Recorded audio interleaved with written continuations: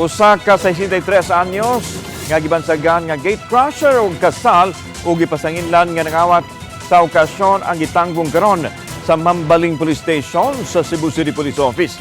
Nahitabo ang insidente sa barangay Mambaling niadtong Sabado. Base sa investigasyon sa kapulisan samtang kalingkod ng biktima, iyang gibutang ang bag sa lingkuranan, mitupad matod pang suspek og may kuha sa bag. Gipasa siya ang laing kauban nga dali usab kay nakasibat. Ang bag adunay sulod nga alahas nga mabalor sa 20,000 pesos o 10,000 pesos nga cash.